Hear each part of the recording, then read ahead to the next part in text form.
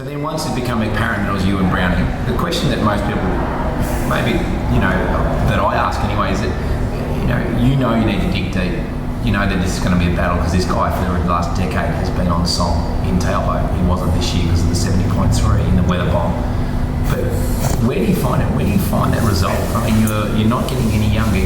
You're obviously on top of your game because you're the current world champion. But there's a well. That whole idea of going to the well. And I went into it because I don't think my fitness or training suggested sub 8 hours, but I think when you get a course like we had, which I won't say was a fast course, but it was an honest course, but when you attract 5 or 10 world-class athletes in good form who push each other to that level, a lot of sacrifices have been made, and I was thinking in the run, I haven't seen my son for a week because I've been in Melbourne, and I don't want that to be a waste of a week. I want to make that count for something, and that doesn't mean that I have to win, but it means I have to fight to the death. Had I come second and Brownie got over the top of me, but I'd fought to the death, that's still a success in my eyes. I just kept saying to myself, it's okay not to win, but it's not okay to give up just because it's hurting a little bit. And but I did go deep into the well. I think I got 101% out of whatever I went into the race with. And I was thinking that once it became evident it was Cam and I, and we ran together for 20, 30, 40, gets to an hour, we get to halfway, we're an hour 16 in or an hour 17 in. I took stock and I thought, okay, well, what's it going to take here? And I thought, Cam, for the best part of a decade and a half, has been probably the fittest man in triathlon in March. He's won 10 Ironman New Zealand titles, and possibly could have been 12 had it not been for 2 others being shortened from weather. And that the one this year obviously was shortened, so he didn't have an Ironman in his legs. So I thought, I was under no illusions. I said to my wife last week, he's going to be on the podium. Absolutely. You speak to Cam or you speak to any of the other New Zealand athletes who train with Cam, he trains well and prepares well at home over the New Zealand summer. And it's no coincidence he wins, and he's so consistent. He's just a great athlete. He's a legend. He's had 4 podiums in Hawaii as well, which people tend to forget. But I don't think the athletes forget that. I certainly don't. And I could see from the way he rode, he was in good shape, and I could see from his technique and the way he was running, he was in good shape. And we ran through the first 10K in 35 and a half minutes. You've got to be in good shape to do that off a 180K bike. We went through halfway in, 1:17 or a tick under, so I knew it was going to be a fight to the death. I don't know where I get it from, mate. I just felt it would be a shame not to fight all the way to the finish. And he had me on the ropes a few times, and I just thought, a couple of times I had negative thoughts creeping in, thinking, I haven't done the training for this. But then I just thought, no negative thoughts, no excuses. It's race day.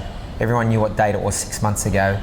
If you haven't got your A game here, and I just thought, just fight, just gut it out. And you don't have to win pretty all the time. Doesn't matter how you do it.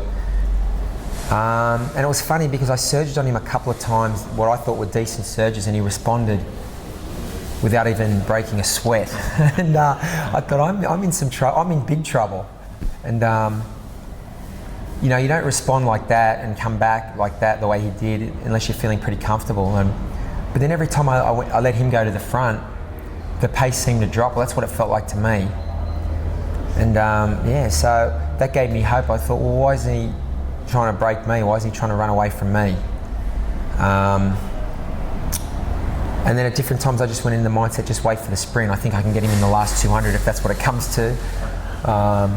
And I was just trying to visualise the finish shoot and where I'd make my move. But it's funny, it becomes so mental at that point. It's a real gut check because it's hurting a lot. And if you're motivated by money or all of these external things, I think you're going to get found out. Was that your best race that you put together? I think it was my toughest. Absolutely. Really? I didn't swim well. I normally come out with the front group, so I'd lost over 3 minutes to them.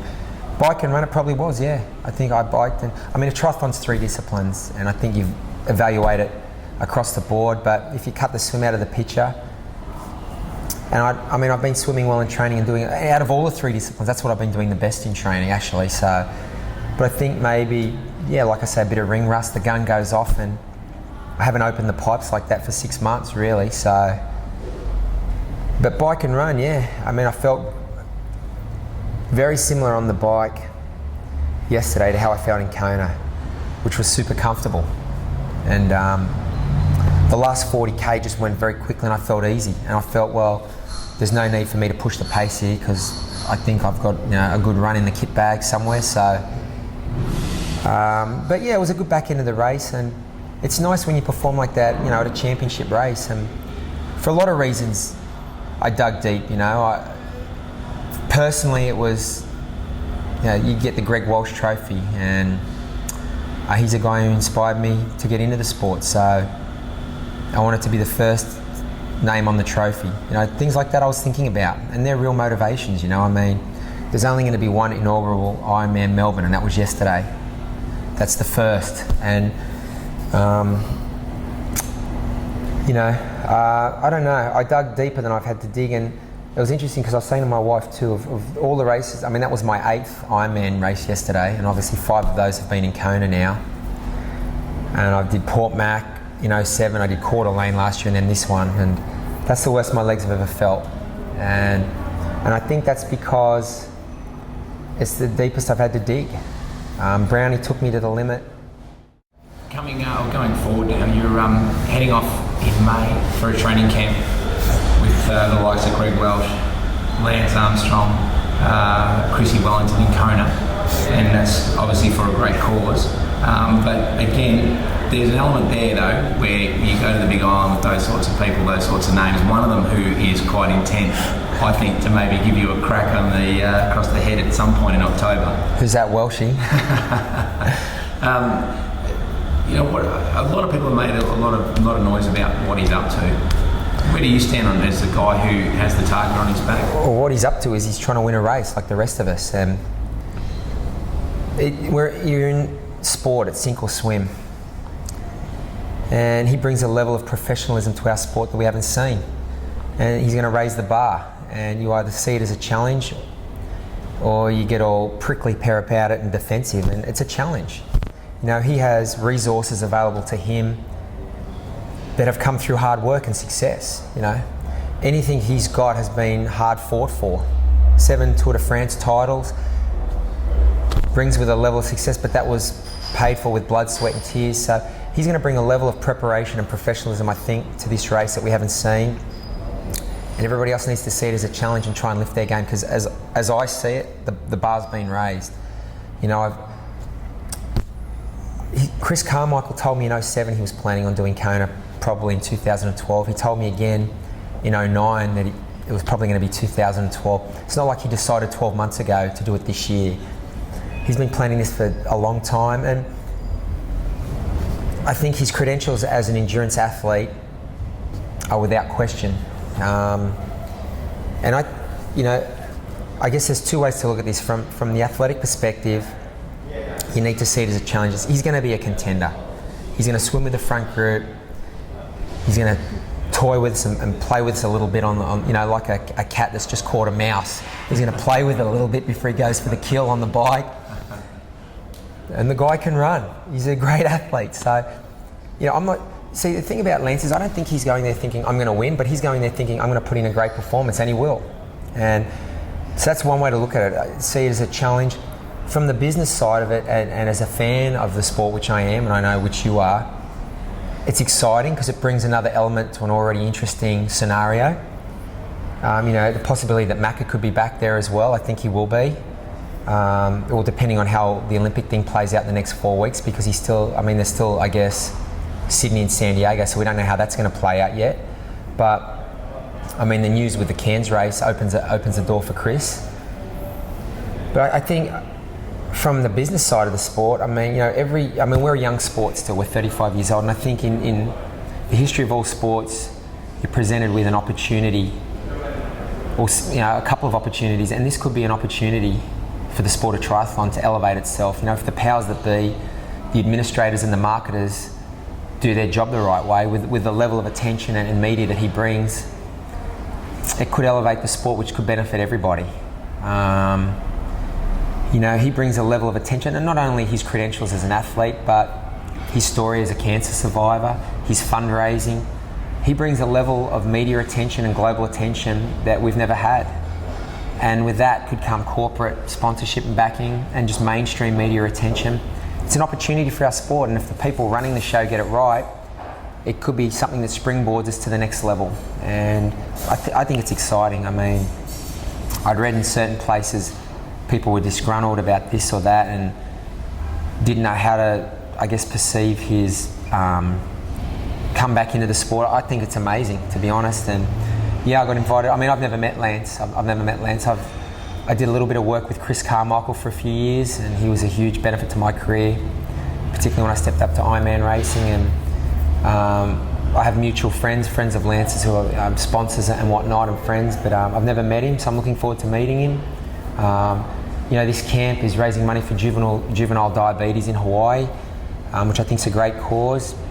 For me personally, any chance I get to train on the Big Island, I think it's a great opportunity, as Lance does, because he owns a house there and he trains there regularly. He's probably logged more miles on the Queen K than people have raced there for a decade. So, but it should be a fun camp, and yeah, I'll get to meet the man he's a bit of a sporting idol of mine as well. I mean, who hasn't watched the Tour de France? You know, it's one of the greatest sporting events on the planet, and you know, he's bringing that show to our sport, and I think it's huge for our sport. His debut in Panama was what I expected, him to be ultra competitive from the start. I've had this discussion with you. I'm not jumping on the bandwagon. I said this to you from the beginning, that he would race when he was going to be ready to race. He's a great athlete.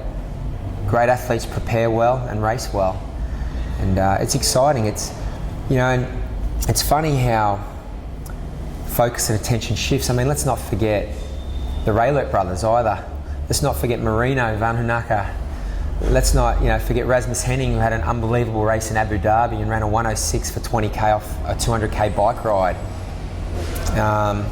This could be a very exciting year.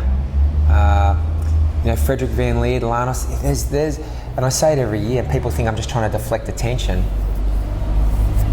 There's a lot of firepower amongst the contenders, and Lance brings something to the mix for sure, but don't count out Michael and Andy, don't count out Marino.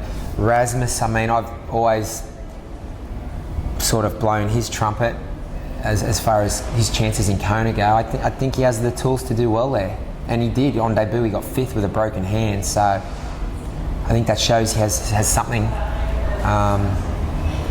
So yeah, I mean, all the talks about Lance, and that's great. That's great. It's interesting. People want to know about the Lance effect. Well, I saw it firsthand on it was Thursday or Friday. So I was down here from Wednesday for the race. Drove down to Frankston to have a look at the transition area and a little bit of the run course down there.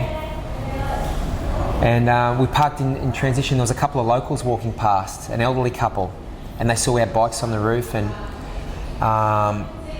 the lady, the wife starts talking to us. Oh, are you doing the race? And I said, yeah, I'm doing the race. And she said, is this going to be your first triathlon? I said, oh, actually, I've done a few. And her husband pipes up straight away. Did you do that race in Panama that Lance did? And I mean, I was there with John, my mate, and a couple of our mates, and we were like, wow. So that's the Lance effect, Here's a couple of people who are obviously interested in current affairs and the world and sport and whatever. And they knew about Lance's race in Panama, in Frankston. And that's the Lance effect right there. And we saw it, and John, we all said it. We were like, wow, that's what Lance Armstrong does for the sport of triathlon. He takes it to a wider audience, which benefits everybody ultimately.